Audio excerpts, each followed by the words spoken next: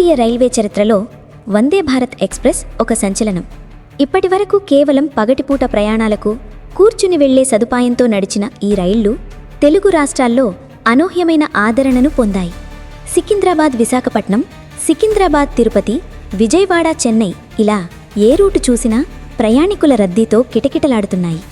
వేగం, సౌకర్యం, అధునాతన హంగులు ప్రయాణికులను విశేషంగా ఆకట్టుకుంటున్నాయి. ఈ ఆదరణను, పెరుగుతున్న డిమాండ్ను దృష్టిలో ఉంచుకుని రైల్వే శాఖ ఇప్పుడు మరో ముందడుగు వేస్తోంది. ప్రయాణికులు ఎంతో ఆసక్తిగా ఎదురుచూస్తున్న వందే భారత్ స్లీపర్ రైళ్లను పట్టాలెక్కించేందుకు రంగం సిద్ధం చేసింది. ముఖ్యంగా తెలుగు రాష్ట్రాలైన ఆంధ్రప్రదేశ్, తెలంగాణలకు ఈసారి పెద్దపీట వేస్తూ కీలకమైన నిర్ణయాలు తీసుకుంది. రాబోయే రోజుల్లో మన రైల్వే ప్రయాణ అనుభవం పూర్తిగా మారిపోనుండడానికి ఇదే నిదర్శనం. తెలుగు రాష్ట్రాల నుంచి వస్తున్న విపరీతమైన డిమాండ్ను పరిగణలోకి తీసుకున్న రైల్వే బోర్డు తొలి విడతలోనే 2 వందే భారత్ స్లీపర్ రైళ్లకు ఆమోదముద్ర వేసింది. ఈ మేరకు సుదీర్ఘ తర్జన భర్జనల తరువాత ప్రయాణికుల రద్దీ ఎక్కువగా ఉండే 2 కీలక మార్గాలను ఎంపిక చేశారు. ఇందులో ఒకటి తెలంగాణ రాజధాని సికింద్రాబాద్ నుంచి, మరొకటి ఆంధ్రప్రదేశ్ రాజకీయ, వాణిజ్య కేంద్రమైన విజయవాడ నుంచి నడపాలని నిర్ణయించారు. ఇప్పటికే ఉన్న రాజధాని, దురంతో ఎక్స్ప్రెస్ల కంటే ఈ వందే భారత్ స్లీపర్ రైళ్లు అత్యాధునికమైనవి మరియు వేగవంతమైనవి. ఈ రైళ్ల వేగం ప్రధాన ఆకర్షణ కానుంది. గంటకు 130 నుంచి 160 కిలోమీటర్ల వేగంతో దూసుకెళ్లే సామర్థ్యం వీటి సొంతం. రాజధాని ఎక్స్ప్రెస్ కంటే వేగంగా గమ్యస్థానాలను చేర్చడమే లక్ష్యంగా వీటి టైం టేబుల్ రూపొందిస్తున్నారు. వచ్చే వారం ఈ 2 రైళ్లకు సంబంధించిన అధికారిక ప్రకటన వెలువడే అవకాశం ఉందని విశ్వసనీయ సమాచారం. తొలి వందే భారత్ స్లీపర్ రైలు సికింద్రాబాద్ నుంచి దేశ రాజధాని న్యూఢిల్లీకి ప్రారంభం కానుంది. ఇది నిజంగా ఒక గేమ్ చేంజర్. మొత్తం 1667 కిలోమీటర్ల సుదీర్ఘ ప్రయాణాన్ని కేవలం 20 గంటల కంటే తక్కువ సమయంలోనే పూర్తి చేయడం ఈ రైలు ప్రత్యేకత. సాధారణంగా ఈ రూట్లో ఇతర సూపర్ ఫాస్ట్ రైళ్లకు 22 నుంచి 24 గంటల సమయం పడుతుంది. అధికారులు రూపొందించిన ప్రాథమిక ప్రతిపాదనల ప్రకారం ఈ రైలు న్యూఢిల్లీ నుండి రాత్రి 8 గంటల 50 నిమిషాలకు బయలుదేరుతుంది. ఇది మరుసటి రోజు రాత్రి 8 గంటలకు సికింద్రాబాద్ చేరుకుంటుంది. అంటే ప్రయాణికులు రాత్రి భోజనం చేసి రైలు ఎక్కితే మరుసటి రోజు రాత్రి భోజన సమయానికి గమ్యం చేరుకుంటారు. ఈ మార్గంలో ఆగ్రా క్యాంట్, గ్వాలియర్, వీరాంగన లక్ష్మీబాయి ఝాన్సీ, భోపాల్, ఇటార్సీ, నాగ్పూర్, బల్హర్షా మరియు కాజిపేట జంక్షన్ల వంటి ప్రధాన స్టేషన్లలో ఈ రైలు ఆగుతుంది.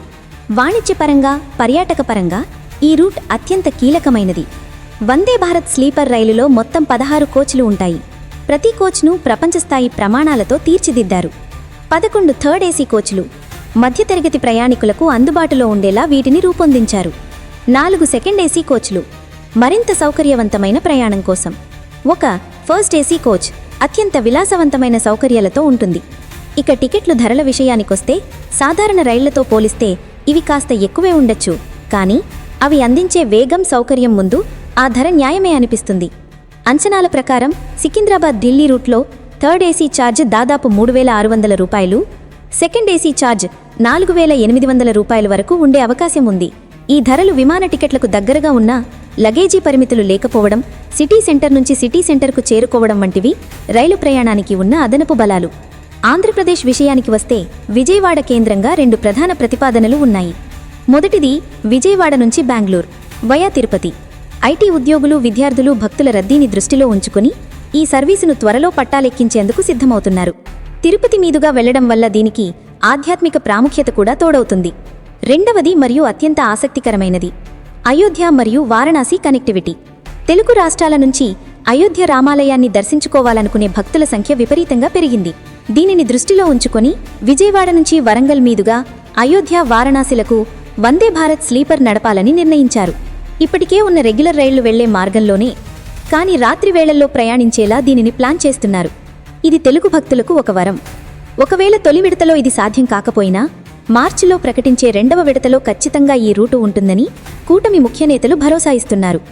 వందే భారత్ స్లీపర్ రైళ్లు కేవలం ఒక నూతన రైలు మాత్రమే కాదు, ఇవి భారతీయ రైల్వేల ఆధునీకరణకు చిహ్నం.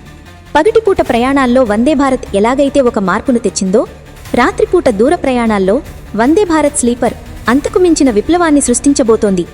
సికింద్రాబాద్ నుంచి ఢిల్లీకి 20 గంటల ప్రయాణం, విజయవాడ నుంచి అయోధ్యకు సౌకర్యవంతమైన తీర్థయాత్ర, బెంగళూరుకు వేగవంతమైన కనెక్టివిటీ ఇవన్నీ తెలుగు రాష్ట్రాల అభివృద్ధికి చోదక శక్తులుగా మారనున్నాయి. వచ్చే వారం వెలువడబోయే అధికారిక ప్రకటన కోసం తెలుగు ప్రజలు ఉత్కంఠంగా ఎదురుచూస్తున్నారు.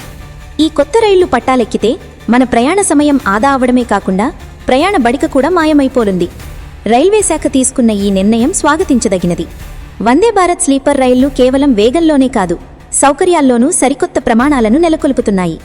వీటిని రైళ్లలో 5 స్టార్ హోటళ్లు అని అభివర్ణిస్తున్నారు. సాధారణంగా మనం చూసే రైళ్లలా కాకుండా వీటి ఇంటీరియర్ డిజైన్ పూర్తిగా విమానాలని పోలి ఉంటుంది. ఈ కోచ్ల్లో ఉపయోగించిన ప్యానెల్స్ అన్నీ గ్లాస్ ఫైబర్ రీన్ఫోర్స్డ్ ప్లాస్టిక్తో తయారు అయినవి. ఇవి చూడటానికి అత్యంత ఆకర్షణీయంగా ఉండటమే కాకుండా తుప్పుపట్టవు. కోచ్ లోపలికి అడుగుపెట్టగానే వెచ్చని లైటింగ్, ఆటోమేటిక్ సెన్సార్ డోర్లు ప్రయాణికులను స్వాగతం పలుకుతాయి. స్లీపర్ క్లాస్ ప్రయాణంలో ప్రధాన సమస్య ఇరుకైన బెర్తులు. కానీ వందే భారత్ స్లీపర్లో ఆ సమస్య ఉండదు. ప్రతి బెర్తు వెడల్పుగా మెత్తని కుషన్లతో ఎర్గానమిక్ డిజైన్తో ఉంటుంది. ముఖ్యంగా అప్పర్ బెర్తు ఎక్కడానికి ఏర్పాటు చేసిన మెట్లు చాలా సౌకర్యంగా, వృద్ధులు కూడా సులభంగా ఎక్కేలా డిజైన్ చేశారు. రైలు ప్రయాణంలో అత్యంత అసౌకర్యంగా ఉండేది టాయిలెట్స్. కానీ ఈ రైళ్లలో బయోవాక్యూమ్ టాయిలెట్స్ ఏర్పాటు చేశారు. టచ్ ఫ్రీ వాష్ బేసిన్లు, ఆటోమేటిక్ సోప్ డిస్పెన్సర్లు ఉంటాయి. దుర్వాసన రాకుండా ప్రత్యేకమైన వెంటిలేషన్ వ్యవస్థ ఉంటుంది. వేగం పెరిగే కొద్దీ భద్రతపై ఆందోళన పెరగడం సహజం. కానీ వందే భారత్ స్లీపర్ రైళ్లు భద్రత విషయంలో రాజీ పడలేదు. భారతీయ రైల్వేలు స్వదేశీ పరిజ్ఞానంతో అభివృద్ధి చేసిన కవచ్ యాంటీ కొలిజన్ సిస్టమ్ ఈ రైళ్లలో ఇన్బిల్ట్గా ఉంటుంది. ఒకే ట్రాక్పై 2 రైళ్లు ఎదురెదురుగా వచ్చినా లేదా డ్రైవర్ సిగ్నల్ గమనించకపోయినా ఈ వ్యవస్థ రైలును ఆటోమేటిక్గా ఆపుతుంది. ప్రతి కోచ్లోనూ అధునాతన స్మోక్ డిటెక్టర్లు, ఫైర్ సప్రెషన్ సిస్టమ్లు ఉంటాయి.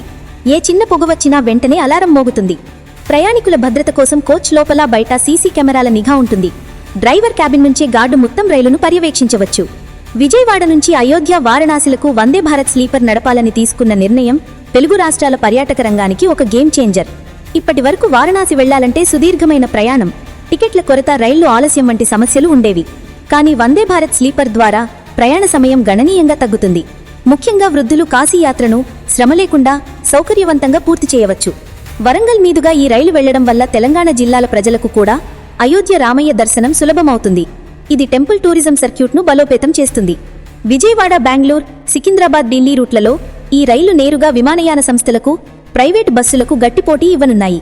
ప్రైవేట్ స్లీపర్ బస్సుల్లో కుదుపులు, ట్రాఫిక్ జామ్లు, బాత్రూమ్ సౌకర్యాలు లేకపోవడం పెద్ద సమస్య. అదే ధరకు వందే భారత్లో కుదుపులు లేని, సురక్షితమైన, టాయిలెట్ సౌకర్యం ఉన్న ప్రయాణం లభిస్తుంది. విమాన టికెట్ల ధరలు చివరి నిమిషంలో ఆకాశాన్ని అంతుతాయి. పైగా ఎయిర్పోర్ట్ సిటీకి దూరంగా ఉంటుంది. చెక్ ఇన్, సెక్యూరిటీ ప్రక్రియలకు గంటల సమయం వృధా అవుతుంది. Vande Bharat sleeper city centre railway station నుంచి బయలుదేరి సిటీ సెంటర్కు చేరుస్తుంది. రాత్రి పడుకుని ఉదయం లేచేసరికి గమ్యంలో ఉంటాం కాబట్టి హోటల్ ఖర్చు కూడా మిగులుతుంది. మొత్తంగా చూస్తే వందే భారత్ స్లీపర్ రైళ్లు తెలుగు రాష్ట్రాల రవాణా వ్యవస్థలో ఒక నూతన శకాన్ని లిఖించబోతున్నాయి. సికింద్రాబాద్ నుంచి ఢిల్లీకి, విజయవాడ నుంచి బెంగళూరు లేదా అయోధ్యకు రాబోయే ఈ రైళ్లు కేవలం ప్రయాణ సాధనాలు మాత్రమే కాదు, ఇవి అభివృద్ధికి సంకేతాలు. మధ్యతరగతి, ఎగువ మధ్యతరగతి ప్రజలకు ఇవి అత్యంత ప్రీతిపాత్రమైన ప్రయాణ మార్గాలుగా మారబోతున్నాయి. వచ్చే వారం రాబోయే అధికారిక ప్రకటనతో ఈ స్లీపర్ విప్లవం పట్టాలెక్కడానికి సిద్ధంగా ఉంది.